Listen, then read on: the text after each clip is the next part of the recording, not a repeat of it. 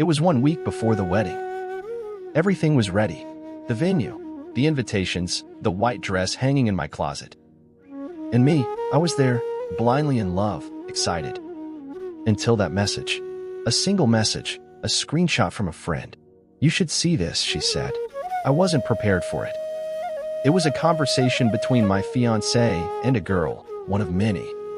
He called her baby, honey, and promised her a romantic weekend, while telling me he was visiting his sick mom. I stood frozen in front of my screen, my heart heavy, my stomach knotted, but instead of crying, I smiled. A bitter, painful smile. A smile of a betrayed woman, but a lucid one. He had lied to me, betrayed me, disrespected me, but I held a card he had overlooked. We had agreed on a marital regime that benefited me. He insisted, thinking I'd never use it. Fatal mistake. I said nothing. I didn't cancel the wedding.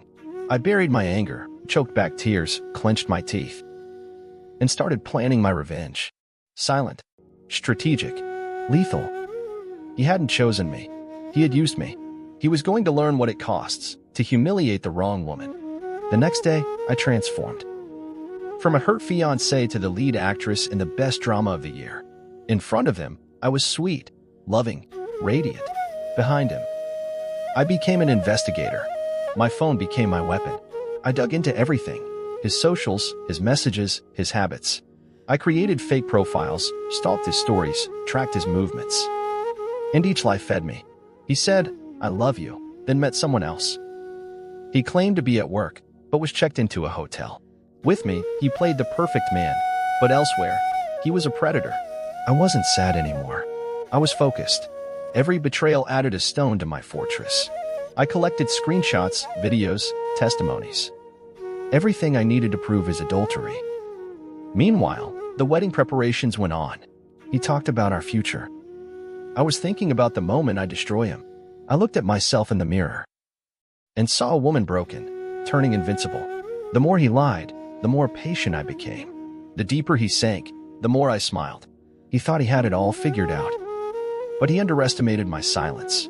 I didn't want to be the victim anymore. I wanted to be the lesson of his life. The wedding day came. Perfect weather. Families gathered. A radiant bride, a proud groom. The world smiled. So did I. But behind my veil, my thoughts raged. Each step toward the altar, a quiet victory. Each glance exchanged, pure hypocrisy. I recited my vows with cold calm. He said, his voice trembling with emotion. What a performance. What a talented liar. He suspected nothing. At the reception, everyone praised the perfect couple. I played along. I laughed. I danced. I kissed him. But deep down, I was counting the days. The marital contract, signed a week prior, granted me half his assets if we divorced. He insisted on it to protect me. Irony at its finest. I watched the guests. Some probably knew, or at least suspected. But I was already elsewhere. In the future. In the plan. That night, he kissed me tenderly. I closed my eyes and thought of my revenge. He never realized I had already left him. I was sleeping next to him, but my heart was gone. Free. Focused. Starting from the honeymoon, I finalized my collection of evidence. He thought I was caught up in beaches, cocktails, and couple pics. But I was digging through his phone while he slept. And what I found? Dozens of conversations. Meetups, photos, sexts, promises. Some even dated back to our wedding week. I sent everything to a hidden email. I noted names, dates, locations. I screenshotted it all. Saved every piece of filth. Sometimes he'd apologize, almost out of habit. "I love you so much, you deserve better than me." I nodded, pretending to be moved. But really, I was building my case. Once home, I visited a discreet lawyer. I laid everything out. He looked at me, silent, then said, "This will be a brutal fall for him." I smiled. He humiliated me. I didn't cry, but he would. I didn't need to scream, just calculate. The countdown had begun. Months after the wedding, cracks began to show. He grew distant, edgy. He sensed something was changing, but couldn't grasp what. I kept playing my part. Sweet wife, attentive, calm. But in the shadows, I prepared the strike. He hadn't stopped cheating. He thought he was slick. But he was becoming sloppy, and I was becoming sharp. I gently questioned him, just to catch him lying. Each lie strengthened my file. "Where were you last night?"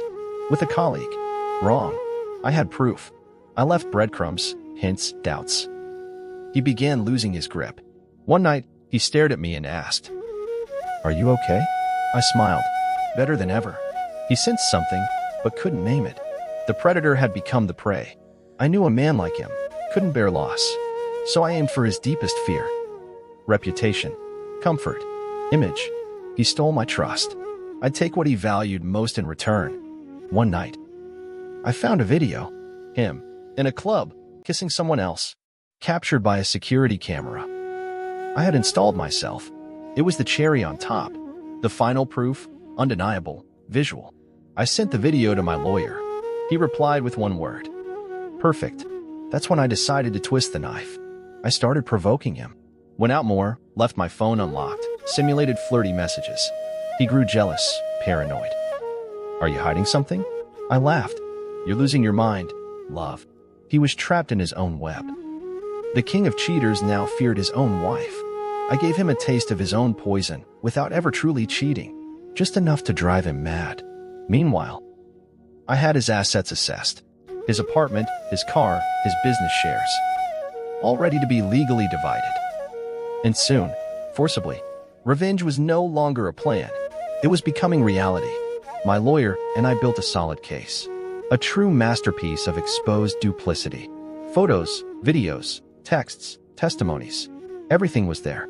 Even the small details, restaurant bills, discreet recordings. He couldn't deny it was him. He was cornered, exposed, naked before his own truth. I signed the divorce papers one quiet morning in a law office.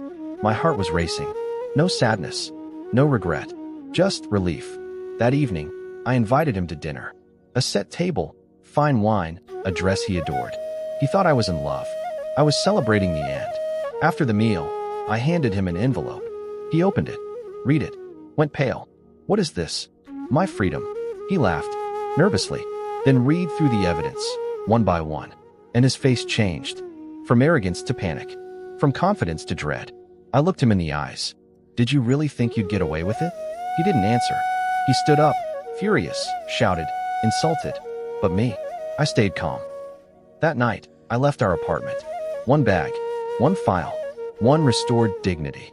The war had begun, but I had already won. The days that followed were intense. He harassed me, begged, threatened. But the more he spoke, the deeper he sank. My lawyer filed the case in court. Adultery proven. The marital regime in my favor. In his panic, visible, he started acting desperate, selling his car in secret, transferring money, deleting messages. Too late. I already had it all. His friends? Some distanced themselves. Others backed me. Even 2 of his exes testified for me. The same ones he swore were gone. I was calm. For the first time in a while, he was losing control. I was claiming it. A court date was set.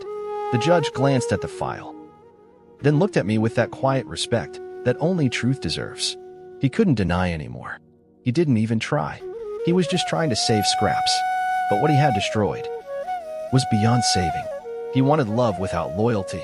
I had offered loyalty. He chose betrayal. So I chose to ruin him. On the day of the hearing, he arrived tense. Pressed suit, shifty eyes. I wore a modest dress, but stood tall, proud, unshaken. He avoided looking at me. In front of the judge, he tried one last act. I admit my mistakes, but she wants everything. The judge flipped through the file, silently, then calmly asked, "Do you deny these facts?" He stammered, "No, but nothing." The proof was overwhelming. There was no escape. My lawyer spoke, clear, concise. Every word counted. I said nothing. I no longer needed to. The verdict fell. Assets split per the contract. A bonus? Moral damages recognized. He had to pay me compensation. I didn't smile. I didn't cry. I just closed my eyes and breathed. The courtroom emptied. He followed me outside. "You trapped me." I turned to him. "No, you trapped yourself." I got in the taxi, took one last look at the courthouse, and felt freedom. Finally, fully. After that, everything moved fast. Papers signed. Assets divided. I left with a car, a well-filled account. And above all, restored pride. I moved into a new place, a new home, a new life. Without him, At first, the silence was heavy, but I slowly filled it. With peace, music, purpose. He still messaged. Emails, texts. Sometimes sweet, sometimes vile. I never replied. I imagined him, alone, bitter, tasting failure on his tongue, while I moved on. I traveled, visited cities, met people. And most of all, I found myself. Each day I looked in the mirror. Grateful destiny had shown me his true face, in time, because if he hadn't betrayed me, I never would have become this version of myself. I was no longer the victim. I was the heroine of my own story, and that was priceless. Months later, someone mentioned him. He's doing badly. Lost everything. Bitter. Alone. I felt nothing. No pity. No joy. Just indifference. He tried to control everything. And lost more than just property.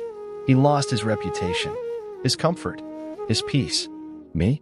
I had gained something else. Peace. Strength. Self-respect. One day, I saw him by chance. He tried to come talk to me. I turned my back. No words. No hesitation. That silence was my answer. The strongest of all. He understood. He wouldn't try again. Some scars remain. But they no longer hurt. They simply remind me that I survived. And more than that, I triumphed. Today, I tell my story, not to boast, but to testify, to the strength found in pain, to the clarity betrayal brings, and the power of a determined woman. He betrayed me. He lied. But I didn't collapse. I turned humiliation into strategy, sadness into fire, fire into victory. Some women say they'd never recover from this. I say, yes, you will. And sometimes, you'll rise higher than ever before. I don't regret the wedding. It was a stage play, but that role set me free. He thought he had it all. He lost everything. I was supposed to be the faithful little wife.